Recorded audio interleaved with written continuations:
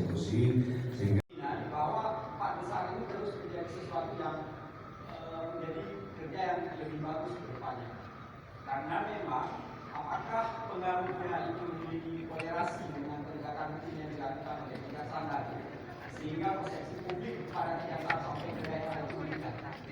Nah, harap kebetulan ada Pak Jaminsus ini. Pak, lembaga saya itu paling sering melaporkan, melaporkan Pak Kajati dan Pak Kajari dan jaksa-jaksa yang lain di Bapak bersama dengan Komisi Kejaksaan. Pelaporan kami ini bukan dalam maksud menunjukkan kejaksaan, tapi karena cinta saya pada jaksa. Pada jaksa ini dan mungkin baru tahun ini, baru tahun 2022 ini kita bisa mendapatkan sesuatu harapan ini. Dan itu sesuatu yang tidak pernah terjadi sebelumnya. Kami berharap apa yang terjadi di tingkat nasional juga berlangsung di daerah. Ya, indeknya apa? Karena memang Aceh ini memiliki anggaran yang totalnya luar biasa. Tapi mohon maaf sekali lagi Pak Kajati, dalam proses penegakan hukum itu masih pada kategori rendah. Sekali lagi saya mohon maaf. Kenapa saya menyebutkan rendah? Karena masih banyak sekali perkara-perkara yang menurut saya itu dapat perhatian khusus. Saya mengambil contoh Pak, pembangunan jalan Montiris yang angkanya itu 2,7 triliun rupiah. Apakah jalan yang dibangun itu kemudian bisa bagus atau tidak? Ini tugasnya kejaksaan tinggi Pak, untuk melakukan proses opening dari awal sampai kemudian aset itu bisa dinikmati oleh masyarakat. Karena kita tahu juga ada fakta di sebelum proyeknya itu tidak berjalan Pak, tidak berlangsung bagus. Kemudian di daerah wilayah tengah juga ada kasus tindak pidana korupsinya yang bukan yang sendiri Pak Kajati bersama dengan tim untuk melakukan properti sehingga kemudian menjadi sesuatu yang bisa dinikmati oleh publik. Saya cukup berbangga karena hari ini langsung menghadirkan Pak Banika. Dalam beberapa laporan yang sebelumnya pernah dipublikasikan, tercatat kinerja kejaksaan tinggi ini sudah luar biasa. Tetapi mohon maaf sekali lagi Pak, jangan kemudian pada konteks kapitalistik dana desa itu menurut saya kecil sekali. Jadi kita hanya sibuk mengurus dana desa yang dikelola oleh orang miskin yang memang tidak tahu pendidikan tentang hukum. Saya berharap kejaksaan ini sudah mulai masuk dalam ranah yang lebih besar. Karena ada dana APBN lebih kurang 18 triliun setiap tahun dan itu menyebar kemana-mana. Belum lagi ditambah dengan APBK, APBA di tingkat kabupaten kota yang angkanya kalau kita simak per tahun di Aceh itu hampir mendekati angka 100 triliun rupiah. Tapi pertanyaannya apakah pembangunan ini bisa dinikmati oleh kami yang berada di Aceh? Nah, saya berharap bahwa penegakan hukum itu pasti kolerasinya Pak. Kalau bagus, maka indeks untuk kemiskinan juga akan berubah Pak. Dan saya berharap sekali memang kebetulan ada Pak Jaminsus di sini, kemudian ada Jadi sebenarnya sudah dijawab tadi dengan Pak Nasrul. Di kejaksaan itu tahun berapa ya? Itu ada 5 tahun ya yang di Intel kan. Di Intel bahkan kita bentuk satu direktorat. Saya mengalami pembahasan waktu itu di Kementerian dan di Menpan untuk proyek-proyek percepatan strategis. Memang tidak ada satu lembaga pun yang bisa diajak dari awal untuk melakukan pencegahan korupsi. Nah, sehingga jadilah direktorat itu. Ada JPN. Yang jadi masalah betul dari Pak Nasrul. Ini mungkin kesalahan kita juga kurang sosialisasi. Tapi yang jelas di tingkat nasional saja susah betul ketika ada rapat-rapat pembahasan anggaran atau detail untuk menuju proyek prioritasnya itu jasa dilibatkan. Suasana itu yang terjadi. Nah, kita melihat itu tentunya jadi seperti pemadam kebakaran nih.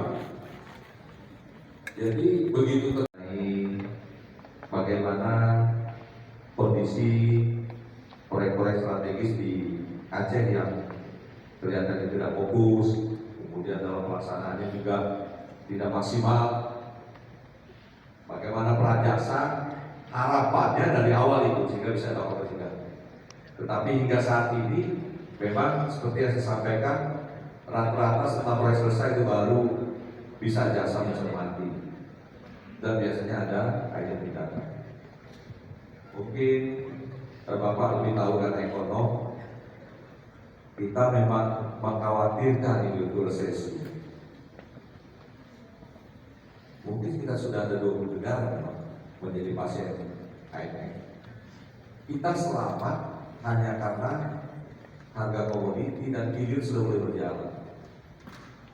Tapi tahun berikut agak berat, agak berat. 2023. Bagi orang yang cermati Bapak ekonom mungkin merasa takut itu ada. Saya pun biasa dia takut.